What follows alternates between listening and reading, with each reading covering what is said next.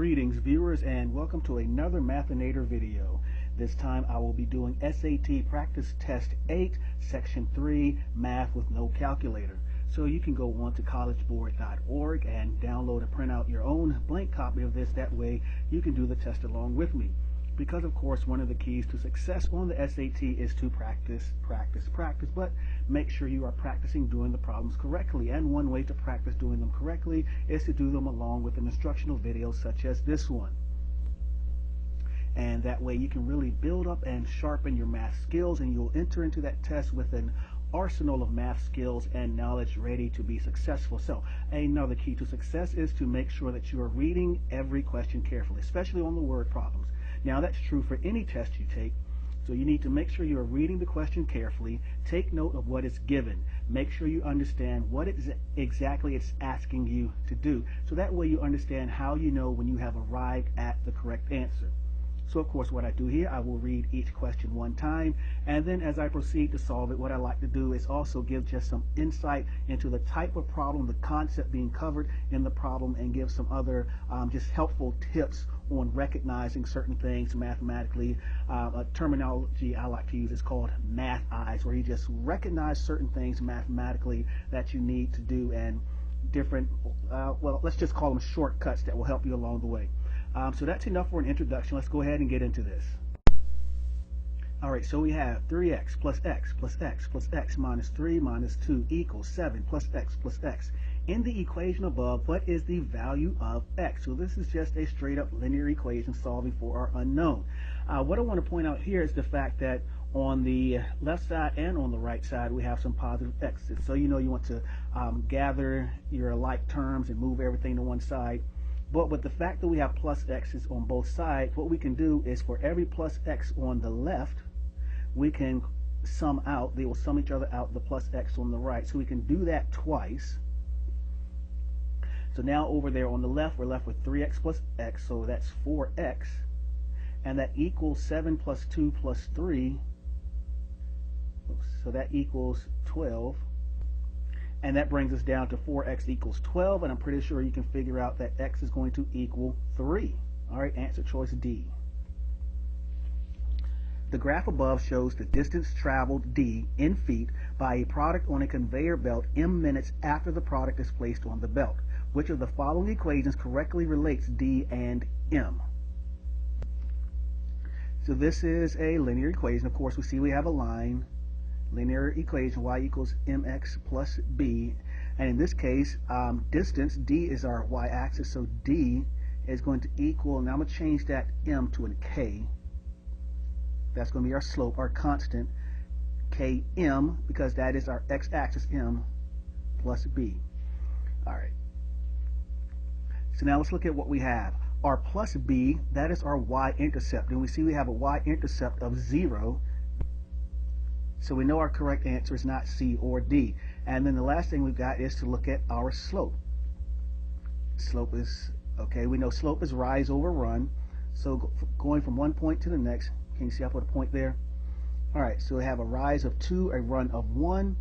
So our slope is 2 over 1. That means our K is 2. And we said B is 0, so it's D equals 2M. The formula below is used by project managers to compute E, the estimated time to complete a job, where O is the shortest completion time, P is the longest completion time, and M is the most likely completion time. E equals O plus 4M plus P divided by 6. Which of the following gives P in terms of E, O, and M?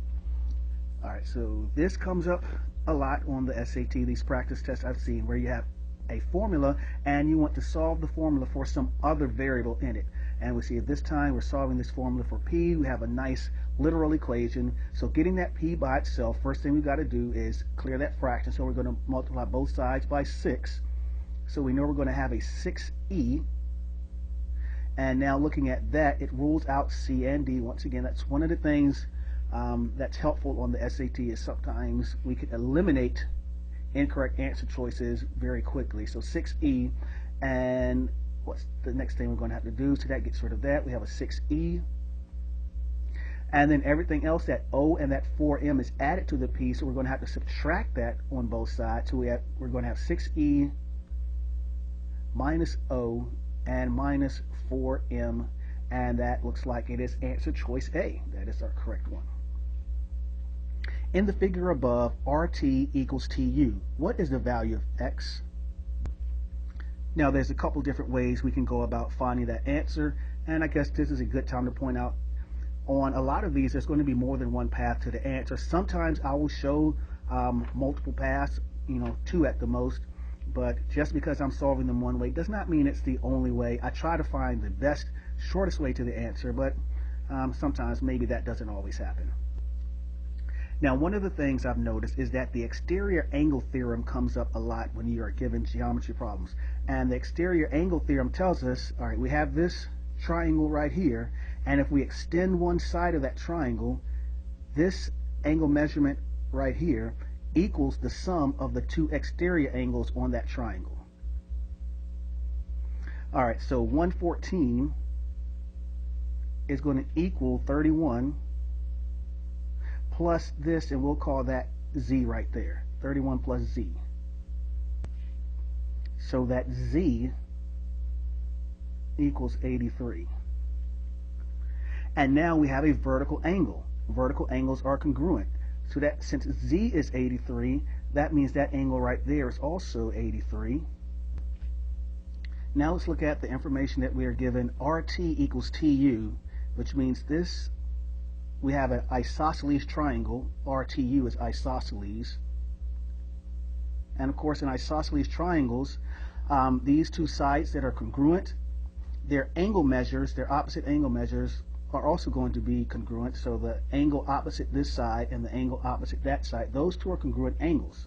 So that is going to create this equation where 114 plus, we'll call that y, 114 plus 2y equals 180, so that 2y equals 66 and y equals 33.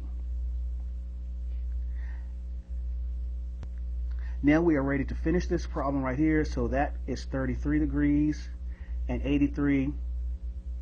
So we have x plus 83 plus 33 equals 180.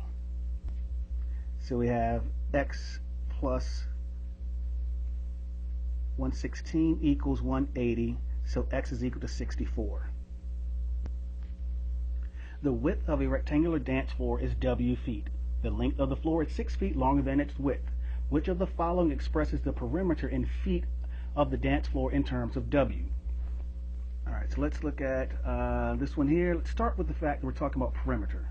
So the perimeter of a rectangle, 2 times the length, plus 2 times the width. Now what does it tell us about the length and the width? It says the width is w and the length says the length is 6 feet longer than the width. So we need to translate that verbal to algebraic. The length equals w plus 6 feet longer. Alright, because it says we want to express the perimeter in terms of only w, so our perimeter is going to be 2 times the length, which is w plus 6, plus 2 times the width. Now, looking at that, I can see that we're not going to have a w squared term because we're not multiplying w times w. And this gives us 2w plus 12 plus 2w.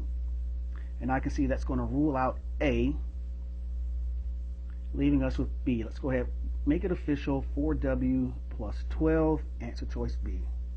Alright, nice interpretation and manipulation problem there.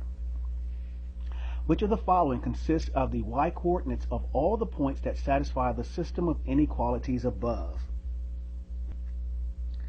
Alright, let's talk about our math eyes right here, and something we just need to recognize or see that we can make this real simple because we're given y greater than 2x minus 1, and it tells us that 2x is greater than 5. So we can use that on substitution and say that y is greater than 5 minus 1. So we're looking at y greater than 4. And guess what? That's it. Y greater than 4. So we see some of these problems are extremely simple as long as you don't overthink. All right, look for the simplest way to solve some of these problems, and that can help us out. All right. What is the solution set of the equation above? All right. So we got a couple things going on here. We have we're trying to solve for x in a radical equation. So what we need to do is get that radical by itself on one side. So we're going to go ahead and subtract that 4 from both sides. So we have square root of 2x plus 6 equals x minus 1. Now that the radical is isolated on one side, we can square the equation, and whatever we do to one side, we have to do to the other. So we're going to square both sides. So we have 2x plus 6 equals, and you've got to know how to do binomial expansion, squaring a binomial. So this is going to be x squared minus 2x plus 1. Now that we see we have a radical, a quadratic, we want to move all the terms to one side and set it equal to 0. So this is going to give us x squared minus 4x minus 5 equals 0. And this factors out. We can factor it out. That is x minus 5, x plus 1 equals 0. So we have x equals 5, x equals negative 1. Now, C has negative 1 and 5, but when it comes to these radical equations, we need to check to make sure we do not have any superfluous solutions. Now, if we put negative 1 in for x, we end up with square root of 4. The square root of 4 equals negative 2. Which seems correct, but we want principal square root. So negative 1 is not the solution, or is not part of the solution set. So that rules out A, C, and D, leaving us with B, 5. And if we put 5 in for x, we end up with square root of 16 equals 4. And that is our answer, as we've already established. So the principal square root is what we needed there, which is why it ruled out negative 1. All right, f of x equals x cubed minus 9x, and g of x equals x squared minus 2x minus 3. And we want to know which of the following expressions is equivalent to f of x divided by g of x. So this here is an exercise in dividing functions. So as I do this, I want to see on that f of x, all right, when we're dividing functions, we want to see what we can factor out. So f of x, we can put x and then x squared minus 9, and g of x, that factors out to x minus 3, x plus 1. Now when we factor, we always want to make sure we factor completely, and we see that x squared minus 9 is a difference of 2 squares, so that factors out to x plus 3, x minus 3, and that is all divided by x minus 3, x plus 1. Now, if we have the same binomial in the numerator and denominator, we can divide those out. So we can divide out an x minus 3 from numerator and denominator, and that leaves us with x times x plus 3 divided by x plus 1. All right, and that is answer choice D. So nice little problem there, nice little exercise in functions and function operations. All right, x minus 6 squared plus y plus 5 squared equals 16. In the xy plane, the graph of the equation above is a circle. Well, yes. Point P is on the circle and has coordinates 10, negative 5. If PQ is a diameter of the circle, what are the coordinates of point Q? All right, let's start with the fact that this circle has center. The center of this circle, there we go, make that look better. All right, the center of this circle is 6, negative 5. All right, we have x minus h squared plus y minus k squared. The center is hk, so we take the number we have here, change the sign. All right, so there's our x coordinate with the changed sign, there's our y coordinate with the changed sign. All right, so center is 6, negative 5. And if we put in our circle, there's our 6, negative 5. and it says point P on the circle has coordinates 10, negative 5. So there's 6, negative 5, and here is 10, negative 5.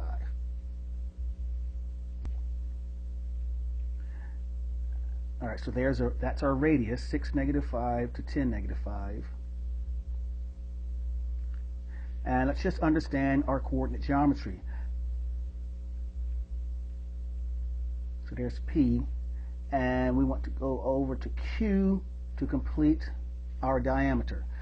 So just looking at that, the y coordinate for Q has to be negative 5, just by the geometry of what we have right there. So that rules out B and D. Now, let's look at the other part. From 6, since the y value does not change, we only have to look at the difference in the x coordinates. So from 6 to 10, that's 4 units, which means the other end of the diameter is going to be 4 units back the other way. So 6 minus 4 is going to be 2. 2, negative 5. All right. A group of 202 people went on an overnight camping trip, taking 60 tents with them. Some of the tents held 2 people each, and the rest held 4 people each. Assuming all the tents were filled to capacity and every person got to sleep in a tent, exactly how many of the tents were 2-person tents? All right, we need to recognize this as a system of 2 linear equations. All right, we have 2 entities, 2 items. All right, and so we have 2 people tents and we have 4 people tents. So let's for the 2 people tents, we'll call those T, and for the 4 people tents, we'll call those F. And it says there were a total of 60 tents. So T plus F is going to equal 60. Now, we don't know how many 2 people tents there were, but there were 2 people tents have 2 people each, and the 4 people tents have 4 people each, and it says all 202 people got to sleep in a tent, and all tents were full to capacity. So all of the 2-person tents had 2 people in them, all of the 4-person tents had 4 people in them, and there were a total of 202 people. Now, we want to know how many tents were 2-person tents, so we need to eliminate F. And we can eliminate F by noting that F is equal to 60 minus T. Now we can write that second equation all in terms of T. So we have 2T plus 4 times 60 minus T equals 202. So 2T plus 240 minus 4T equals 202.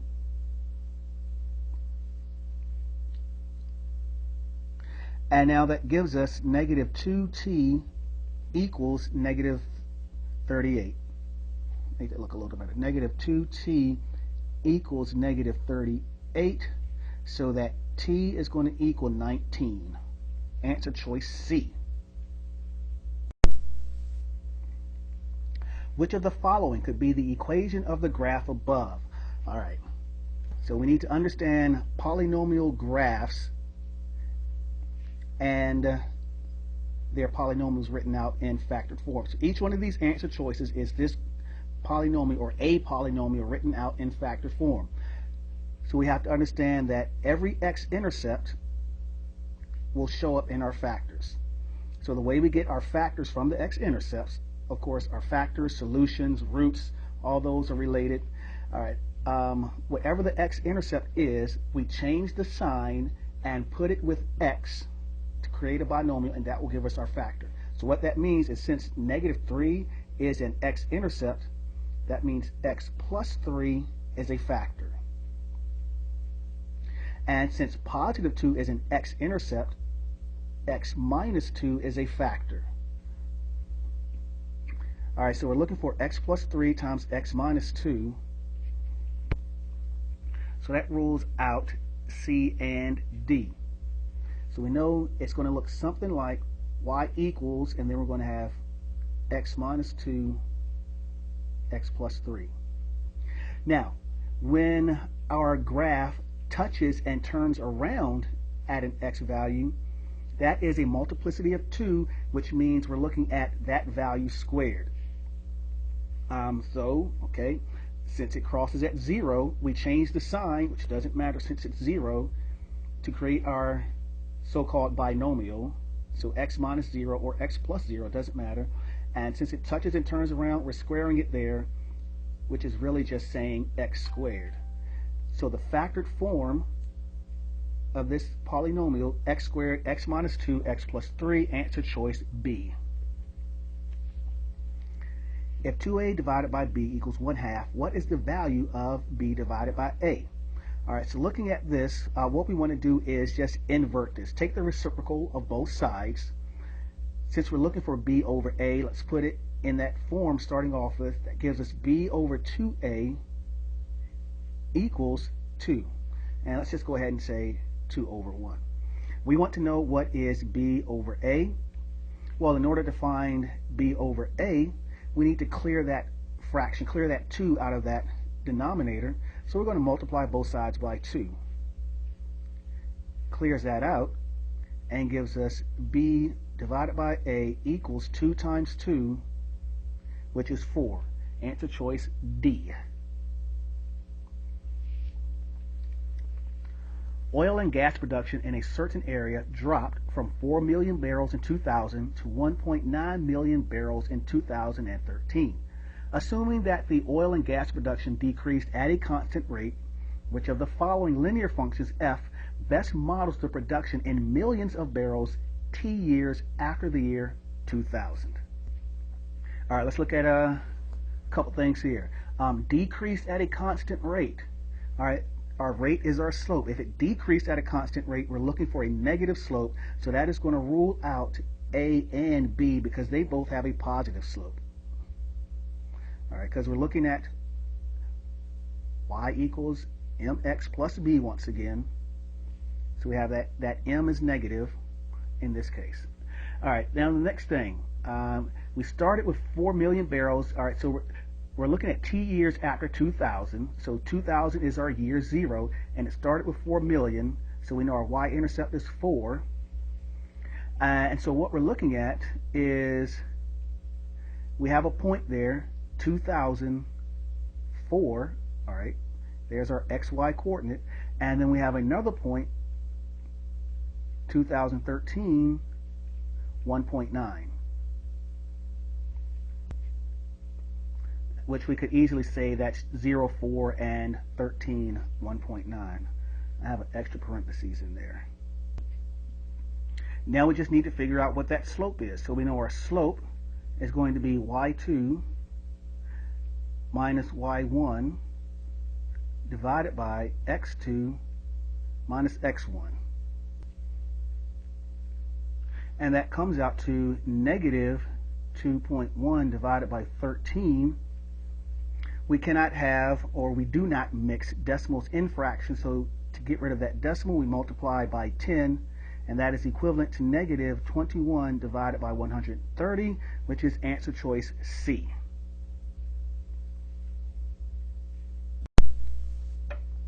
Y equals x squared plus 3x minus 7, y minus 5x plus 8 equals 0. How many solutions are there to the system of equations above? So we have a system, non-linear system of equations. We see we have one linear and one quadratic. All right. Now we can look at this, I'll say computationally or algebraically, or we can also look at this conceptually. We'll do both. So the first one I want to do is look at this kind of algebraically or mathematically. So system of equations, if we have a variable with a coefficient of 1, then we can use substitution. And in this case, if we look at our linear, since our quadratic already has y by itself on the left, if we look at our linear, we can rewrite that as y equals 5x minus 8. So now in this system, we have y and we have y. The y has to equal itself because, you know, it's the point of intersection of the two lines or two curves or the curve and the line, whatever. So that allows us to write x squared plus 3x minus 7 equals 5x minus 8. And now quadratic, we need to have all of our terms over on one side set equal to 0.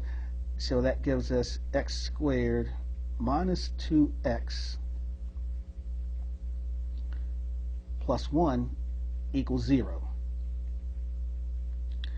And now we can, that factors out to x minus 1. Write that a little better. X minus 1 equals 0. Or x minus 1 squared equals 0. So as we saw on number 11, what that means, if we're looking at a polynomial, that would be at x equals 1, our polynomial would touch and turn right there, whether above it or below it. So what that means for this system of equations is that that parabola and that line have a point where the parabola touches and turns around at that line. So let's say we have y equals 5x plus 8. What that means, or we could think of that as saying that the line is tangent to the parabola at that point. And so there is exactly one solution.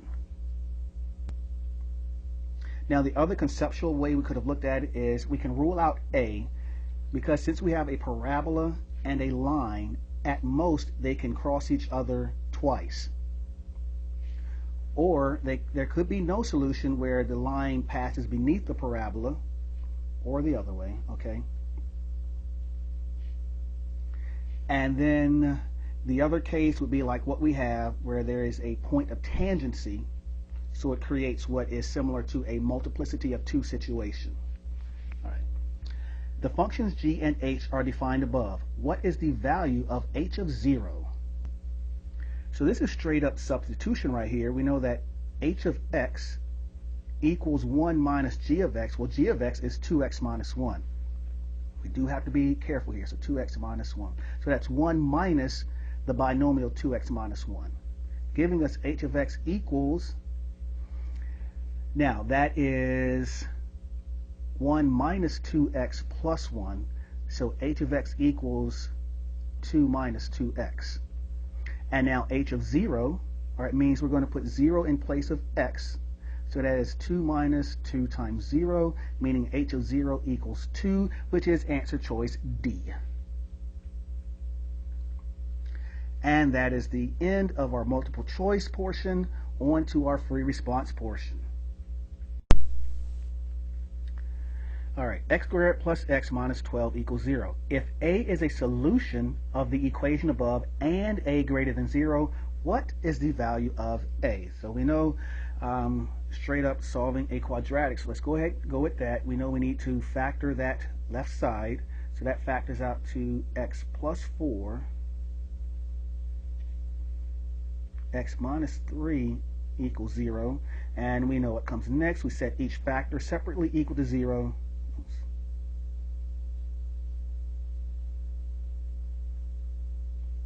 And we solve x equals negative 4 and x equals 3. Now we have to look at all conditions that are given. Our condition said that x is greater than 0. So the only one of our answer choices that is greater than 0 is 3. There's an answer, x equals 3. The sum of negative 2x squared plus 3x plus 31 and 3x squared plus 7x minus 8 can be written in the form ax squared plus bx plus c, where a, b, and c are constants. What is the value of a plus b plus c? All right, well, first of all, let's go ahead and do what it says, the sum of. So we're going to sum them up so we can get into one single trinomial there. Let me see. Now I'll go ahead and show it. So we have negative 2x squared plus x plus 31, and then we have 3x squared plus 7x minus 8. We're going to sum those up, combining our like terms. It's going to give us x squared plus 8x plus 23. And now we want to know the value of a plus b plus c, so we want to know the value of 1 plus 8 plus 23, which is equal to 32.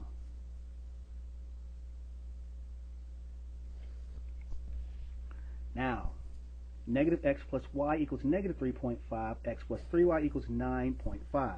If xy satisfies the system of equations above, what is the value of y? All right, so system of equations, and we want to know the value of y, which means we need to eliminate x.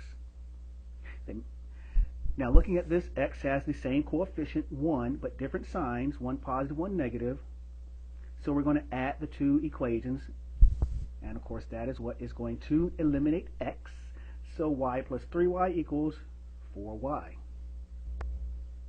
Negative 3.5 plus 9.5 equals 6.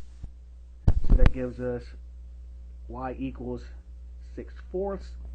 We always want to simplify our fractions, so we have y equals 3/2 or 1.5. Either one of those, bubble in either one of those as your answer. A startup company opened with 8 employees. The company's growth plan assumes that 2 new employees will be hired each quarter, every 3 months, for the first 5 years. If an equation is written in the form y equals ax plus b to represent the number of employees y employed by the company x quarters after the company opened, what is the value of b? All right, so we're looking for y equals mx plus b, and we can go through all of that now, but it tells us that it's x quarters after the company opened. So our y-intercept, all right, b, which is our y-intercept, that is the value when x equals 0. So when x equals 0, that means it's what we're starting off with. It starts off with 8 employees. And we didn't even have to do any math there. All right. In the circle above, point A is the center, and the length of arc BC is 2/5 of the circumference of the circle. What is the value of x? All right, it tells us point A is the center, so that tells us we have a central angle right here.